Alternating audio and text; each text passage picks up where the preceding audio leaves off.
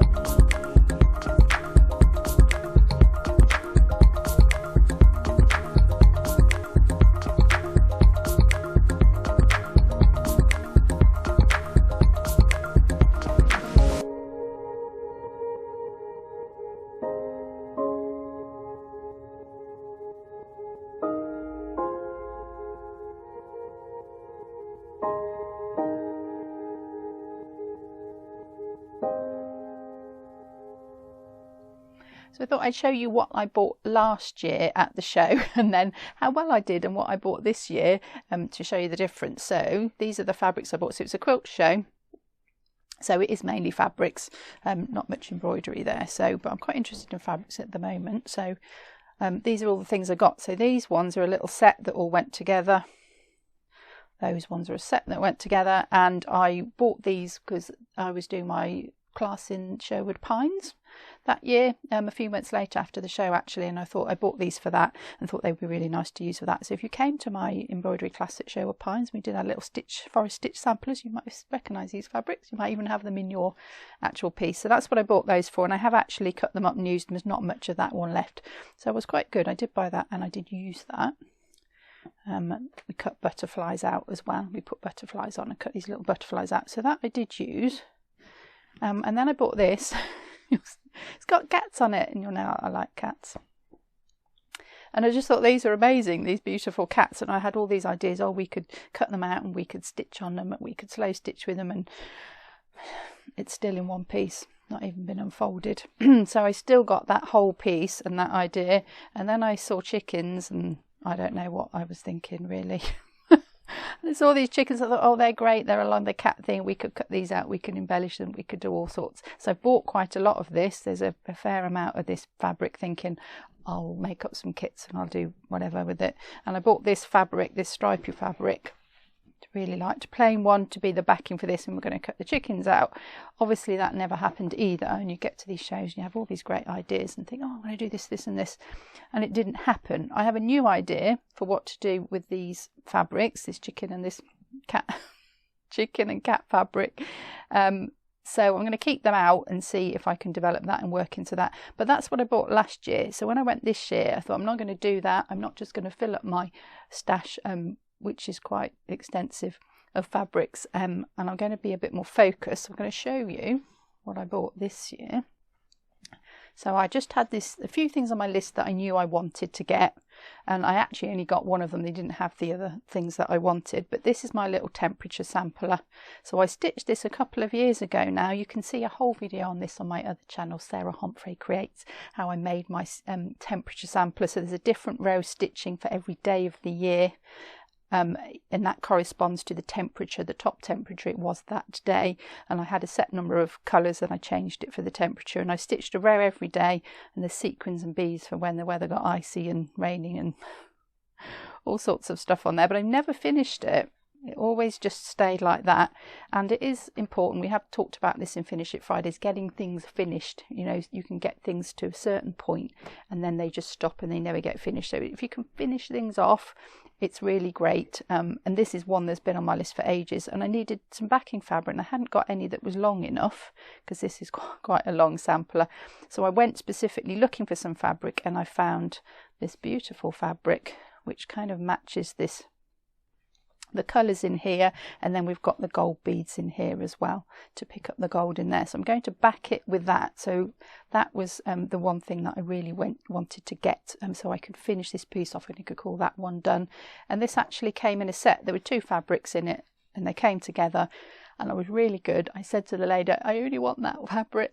I want it for this. I showed her my project and she got it out so I could measure it and make sure it was right. I said, I don't want the other one. And she just sold me the one I wanted. And I could have easily just paid more and had another fabric that I didn't really want. So I just stuck to the one that I wanted. I said I want that, and she was very kind and she let me just buy that one piece. So today I'm going to talk about how you can manage your stash. I've got some top tips for controlling it and keeping that stash down, and I'm going to also set you a Finish It Friday challenge too. I do just want to add at this point that this is for people who know they've got a lot of stash and maybe want to control it or start using some of it. If you love buying things for your staff, or you love collecting fabrics and materials and threads and kits, you don't need my permission to do that. You can carry on doing that, but this is really for people who maybe want to get through some of their stash and start using some of their materials.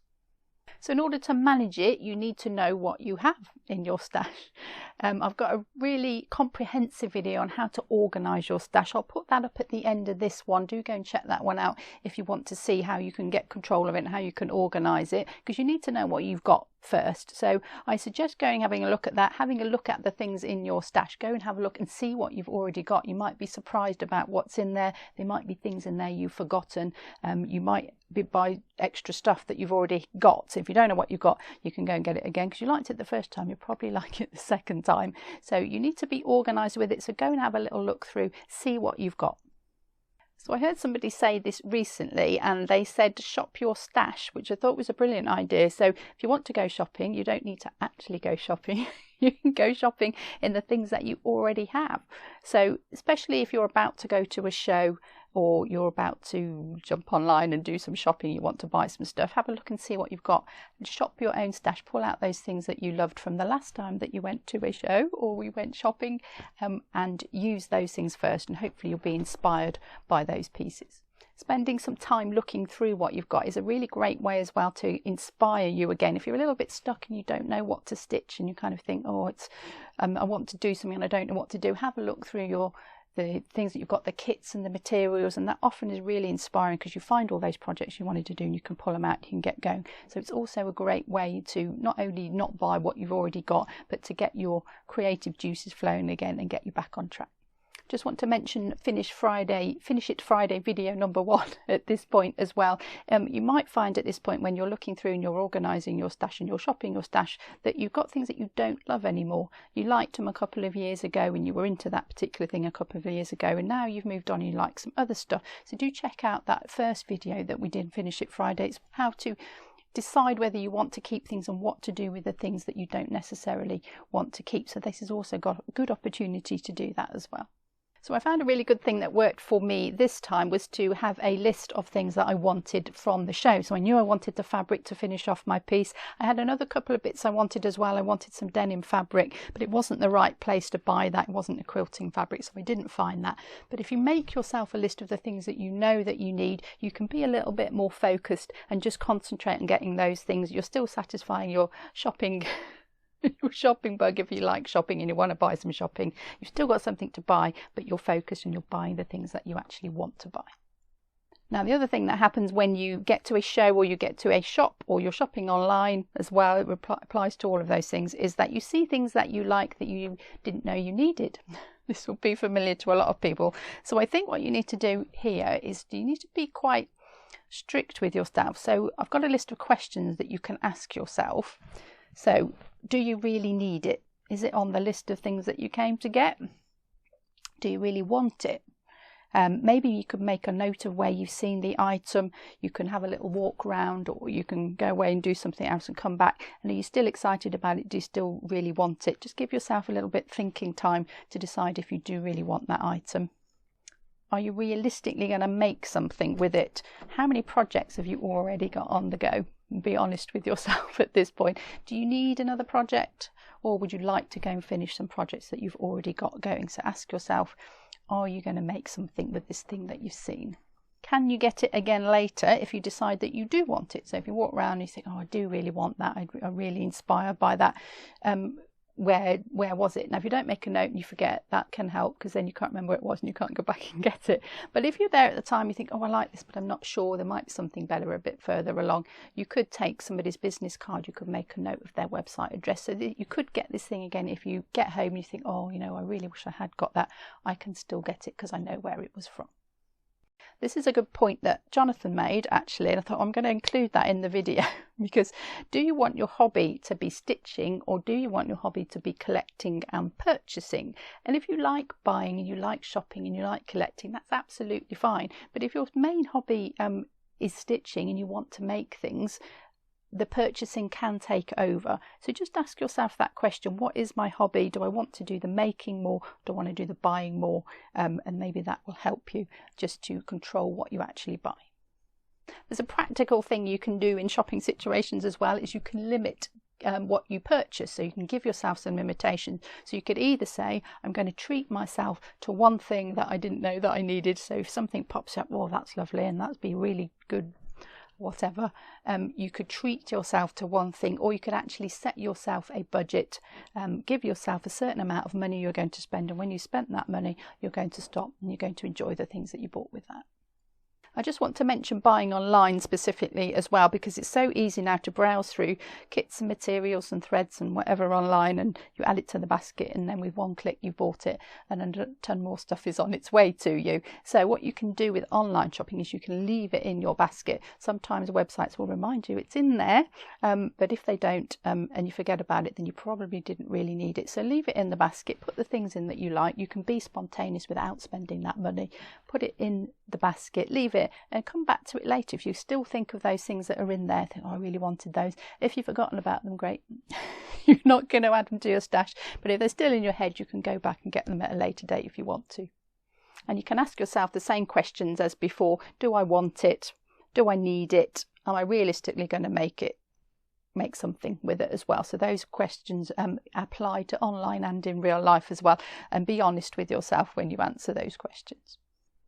I do also want to mention as well being gifted stuff, and I'm very lucky. Lots of people gift me things and they're really beautiful. My lovely friend Roz, hi Roz, is always giving me stuff. She used to work in this industry and she used to get these wonderful laces, and she worked in Gozo as well. She lived in Gozo and got all these amazing laces and from Gozo, and she doesn't want them anymore. She asked me if I wanted them, and they're very beautiful, really, really beautiful. And I'm very interested in slow stitching and fabrics at the minute. So she has gifted me all these, and they're absolutely wonderful. And I know I'm going to use them, but it obviously is also being added to my stash. So when somebody gives you something, it's a little bit harder because it's often personal. It's come from a friend, and they know that you like stitching and they want you to have these wonderful things, and they are wonderful things. I do love them, they're beautiful. But I have to make some decisions about what I do with them. This is a small part of what she's given me. This is only a little bit. There's a lot more, and there's lots of laces, which is wonderful for my slow stitching. So if you find yourself in that situation, somebody's given you something, think about what you want to do with it. You can ask them as well. You can say, look, I don't know if I can use this. Would you mind if I passed it on to somebody who I know would like it? For my things, and other things that people have given me, gifted me as well, some of them are really beautiful examples of embroidery, and they go in my little embroidery collection, and occasionally we get that in videos and have a look at that.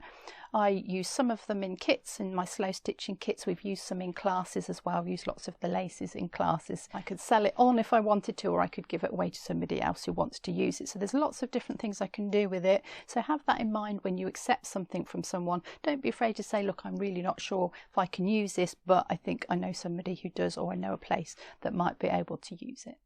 So I'm going to give you a challenge for this Finish It Friday, like a little challenge to go with this. And I've actually got two challenges today, two separate challenges. So if you're somebody whose stash is probably not very organised, or could do with a little bit of sorting, or it's overspilling its container, then my first challenge is to have a look at your stash and go through it and get it organised. Again, I reference these other Finish It Friday videos. Do go and check those out, because there's lots of useful information on how to practically do that. I've also got my video on how to organise your stash and how you can store things so that you can see them and so that you can find them. So do go and check those videos out. Hope you find those really useful, and get your stash organised, see what's in there, get rid of anything that you're not in love with anymore, and get it all sorted so you know what's in there and you're all inspired to stitch again. So my second challenge is to those of you who've got a nice organised stash but have got things in there that you have not used, that maybe have been there a long time. And I'm going to think specifically about materials now, not kits. I don't want to say rush out and start all your new kits, because that's not the idea of Finish It Friday. It's to finish the things that have not been finished yet. So materials specifically, pull some materials out that you have had a while and you haven't used. I'm going to show you these. So I got this beautiful pack of stuff from my lovely friend Angela, hi Ange, who hadn't used it, been in her stash a while, and I love the colours. She says, oh, you take it, you make something with it. And obviously it's been sitting in my stash for a little while now, and they're really beautiful materials, some really unusual stuff in there. There's no pattern with it, there's no kit with it, so I am going to make something with this. I'm going to I'm going to add to it a little bit of fabric that I've got, because I had a little look and there's not quite enough to make an embroidery with. So I've got some fabric that I'm going to add to that. So I've pulled out some materials and I'm going to make something with it. And I'm going to show you that in the next video that we do, what to do with materials if you've got lots and they're beautiful and they're lovely but you don't know what to make with them. We're going to have a little experiment, we're going to make a little embroidery, and we're just going to make it up as we go along. So my challenge to you is to pull out some of those materials that you've had that you love, that you don't know what to do with, gather them up, and then you can join me next time and I'll show you what we can make out of them. You can find that video on how to organise your stash up here, and down here is the playlist for all the other Finish It Friday videos. Go and check those out. Hopefully you will find those useful, and I'll see you here next time to make something with these fabrics.